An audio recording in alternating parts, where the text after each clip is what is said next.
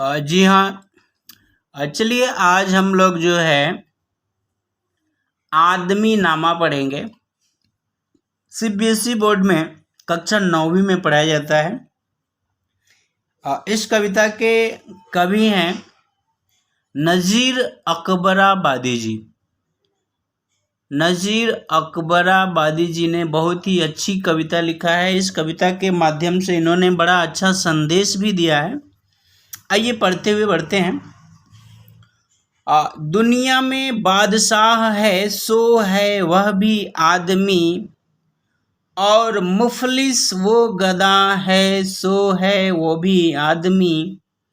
जरदार बेनवा है सो है वो भी आदमी, नियमत जो खा रहा है सो है वो भी आदमी। टुकड़े चबा रहा है सो है वो भी आदमी। इसका भाव देख लेते हैं।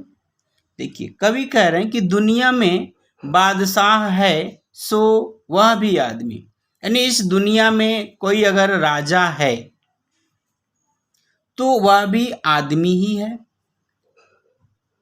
और मुफलिस यानी गरीब, क्योंकि और गरीब और गधा है सो है वो भी आदमी, यानी बहुत गरीब है, कोई कमजोर है वो भी आदमी ही है।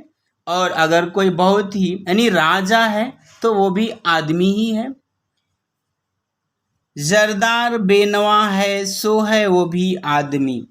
इन्होंने ये बताया है कि जरदार यानी दौलतमंद, बहुत ही धनवान अगर कोई है तो वह भी आदमी ही है।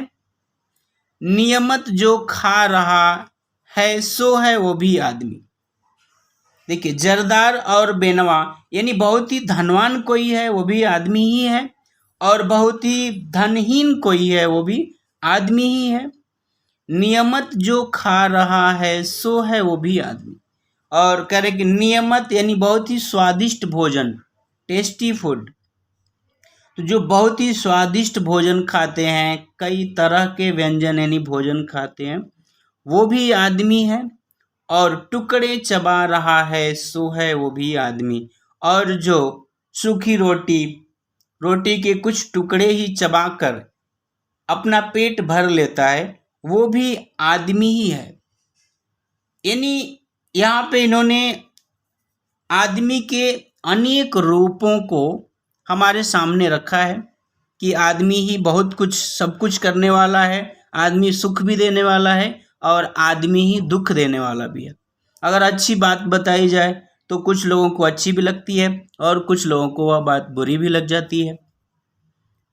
बताने वाला भी आदमी ही है, सुनने वाला भी आदमी ही है, समझने वाला भी आदमी, समझाने वाला भी आदमी। खैर आगे देखते हैं इस पद्य का दूसरा भाग। मस्जिद भी आदमी ने बनाई है या मियाँ, बनते हैं आदमी की इमाम और खुतबा ख्वां। पढ़ते हैं आदमी ही कुरान और नमाज या, और आदमी ही उनकी चुराते हैं जूतियाँ। जो उनको ताड़ता है सो है वो भी आदमी। कवि ने यहाँ ये बताया देखिए कि मस्जिद भी आदमी ने ही बनाई है या मियाँ, यानी आदमी ने ही मस्जिद भी बनाया है और बनते हैं आदमी ही इमाम, यानी इमाम अर्थात नमाज पढ़ने वाले, जैसे कि यहाँ हमने पेंसिल से लिखा है। आदमी ही नमाज पढ़ने वाले होते हैं। और खुतबा ख्वां यानी कुरान शरीफ का अर्थ बताने वाला भी आदमी ही होता है। जैसे अगर आप पढ़ रहे हैं, सुन रहे हैं, तो आप सुनने वाले भी आदमी हैं, और इन शब्दों का अर्थ मैं बता रहा हूँ, बताने वाला भी आदमी ही है। ऐसे ही नमाज पढ़ने वाले भी आदमी हैं और उसका अर्थ समझाने वाले भी आदमी ही हैं। उसमें जो भी कुरान शरीफ में है, पढ़ते हैं आदमी ही कुरान और नमाज यहाँ, और आदमी ही उनकी चुराते हैं जूतियाँ। अब देखे होंगे आदमी जो है मस्जिद के बाहर जो है अपने जूते चप्पल रख के चले जाते हैं, और कुछ लोग ऐसे भी होते हैं जो वहाँ से जूते चप्पल चुरा ले जाते हैं। तो वहाँ रख के अंदर जाने वाले लोग भी आदमी ही होते हैं और वहाँ से जूतियाँ चप्पल और भी कुछ सामान चुरा लेने वाले भी आदमी ही होते हैं। ऐसा अक्सर होता है मस्जिद के बाहर, मंदिर के बाहर, चर्च के बाहर और कोई भी धार्मिक या सामाजिक स्थल है, वहाँ से जूते चप्पल चुरा ले जाते हैं लोग। तो रखने वाले भी लोग आदमी ही होते हैं और उसे चुरा ले जाने वाले भी आदमी ही होते हैं। फिर है उनको ताड़ता है सो है वो भी आदमी। और उनको अर्थात देखिए ताड़ता है कहने का मतलब है उनको भाप लेने वाला, उनका अंदाजा लगा लेने वाला भी आदमी ही होता है कि कौन चोर है, कौन कैसा व्यक्ति है, इसका पता लगा लेने वाला भी आदमी ही होता है।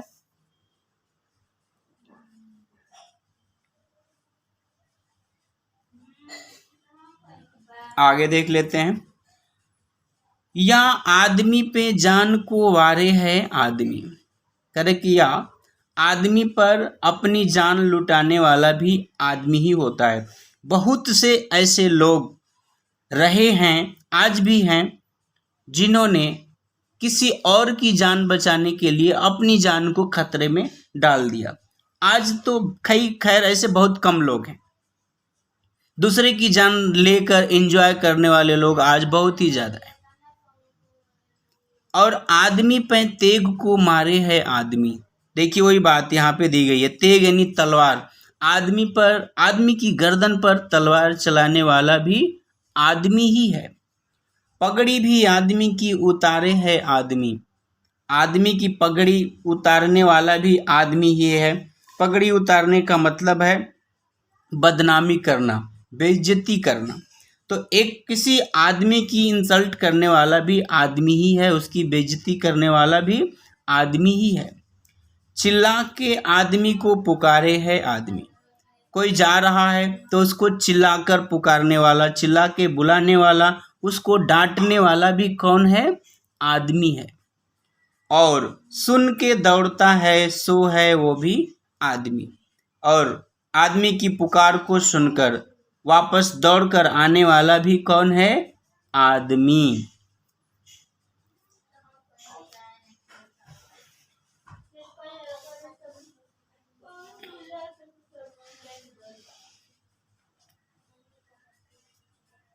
हाँ, इसका चौथा भाग और अंतिम भाग देखते हैं। अशराफ और कमीने से ले साहता वजीर, ये आदमी ही करते हैं सब कारे दिल पजीर। या आदमी मुरीद है और आदमी ही पीर, अच्छा भी आदमी ही कहाता है ए नजीर। और सब में जो बुरा है सो है वो भी आदमी। देखिए अशराफ यानी शरीफ का जो है ना, ये बहुवचन रूप है, प्लूरल रूप है।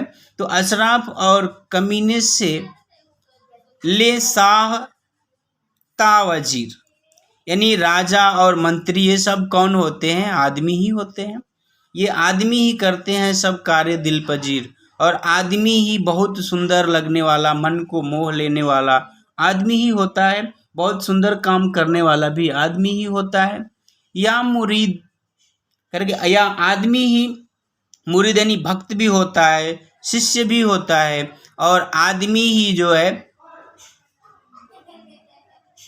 अनुयायी यानी उस रास्ते पर चलने वाला भी होता है, यानी बताने वाला और चलने वाला उस रास्ते पर आदमी ही होता है। अच्छा भी ही कहता है ए नजीर करके, और आदमी अच्छा भी कहता है। आदमी इसमें दिया नहीं है, यानी कहलाने वाला भी अच्छा, यानी जिसको हम अच्छा कह सकते हैं वो भी आदमी ही होता है। और इन्होंने चूंकि नजीर यहाँ पे देखिए कवि का नाम दिया हुआ है, मिसाल के तौर पे जो है ना कवि का नाम दिया गया है कि आदमी अच्छा भी होता है। और सब में जो बुरा है सो है वो भी आदमी, और सबसे जो बुरा है वो भी आदमी ही है, सबसे अच्छा है वो भी आदमी ही है। इस धरती पर जो कुछ भी हमारे इर्द गिर्द होता है, हम जिसे देख ले सकते हैं, जिसे उसमें लगभग यानी जिन चीज़ों से हम सुख दुख की अनुभूति करते हैं, उसका भागीदार, उसे करने वाला सब आदमी ही होता है। इस प्रकार इसमें आदमी के अनेक रूपों का बड़ा अच्छे ढंग से कवि ने वर्णन किया है। हमें इससे अच्छा सीख लेनी चाहिए और हमें इसी बात का ध्यान रखना चाहिए कि हम किसी का दिल ना दुखाएं। अच्छा देखिए, बहुत से ना धर्म के ठेकेदार लोग हैं जिनको धर्म के बारे में कुछ पता नहीं होता, धर्म का काम तो वो करते नहीं, लेकिन धर्म के नाम पर लोगों को ठगते हैं और उन लोगों का यूज करते हैं। धर्म के नाम पर दूसरे देश से जो भी है, जिस तरीके से भी है, पैसे इकट्ठा करना, लोगों को जो है एकजुट करके और मतलब उनका गलत यूज करना, गलत प्रयोग करना, इस तरह का काम होता है। जबकि वास्तविक धर्म क्या है? इंसानियत, मानवता।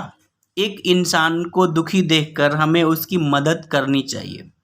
ये होता है धर्म का मतलब। हम सभी जो है मनुष्य हैं और हमारा धर्म है मानवता, इंसानियत। इंसानियत से बड़ा कोई धर्म नहीं है, यह मेरा मानना है। आप जो भी मानते हैं मानिए, उससे मुझे कोई ऐतराज़ नहीं है।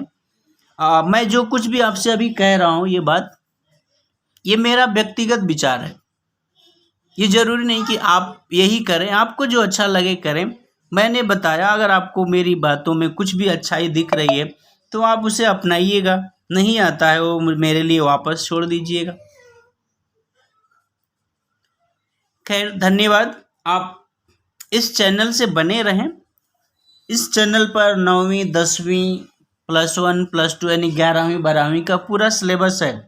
चाहे आप ICSE में पढ़ते हैं, CBSE में पढ़ते हैं या स्टेट सिलेबस, व्याकरण का बहुत सी बातें दी हुई हैं। आप देखिए, प्लेलिस्ट में ढूंढिए, आपका लेसन मिलेगा। अच्छा, मुझे सुनने के लिए आपको बहुत बहुत धन्यवाद। जहाँ भी रहें सावधान रहें, स्वच्छता का ध्यान रखें और अपने समाज और अपने देश के प्रति समर्पण की भावना रखें। देशभक्ति होनी चाहिए, समाज कल्याण की भावना होनी चाहिए। जियो और जीने दो की भावना हमारे अंदर होनी चाहिए कि हम भी जिएंगे, दूसरे को भी जीने देंगे। जैसे कि आप सुनते ही होंगे, give the respect, take the respect. जब हम दूसरे का सम्मान करेंगे तो दूसरे लोग भी हमारा सम्मान जरूर करेंगे। इस दुनिया में देखिए, सबको बनाने वाला एक ही ईश्वर है, एक ही भगवान है। हम सभी एक ही मालिक के बनाए हुए पुतले हैं। कोई अमीर है, कोई गरीब है, जैसे कि अभी हम पढ़े ही हैं कि सभी इंसान ही हैं। हमें किसी में कोई भेदभाव नहीं करना चाहिए। जैसे कि आपने सुना होगा नूह का नाम, शेख आयात जी का नाम आप सुने होंगे, सुलेमान जी का नाम आप सुने होंगे। अगर नहीं सुने हैं तो आप, जैसे मान लीजिए आप छोटे हैं तो आप अपने माता पिता जी से ज़रूर पूछिए और शेख आयात जी के बारे में जानिए, सुलेमान जी के बारे में जानिए। वो लोग कितने महान थे, आपको जानना चाहिए और जीवों पर दया करना सीखना चाहिए, दया करना चाहिए। क्योंकि जैसे देखिए, हमारे यहाँ पैर में एक छोटा सा कांटा चुभ जाता है तो हमें दर्द होता है। इसी प्रकार हर एक जीव को दर्द होता है। सभी जीना चाहते हैं, चाहे वो कोई छोटा जीव हो, हम हो, आप हो, सभी चाहते हैं कि भगवान ने यह जीवन दिया है तो हमें ये पूरा जी लेना चाहिए।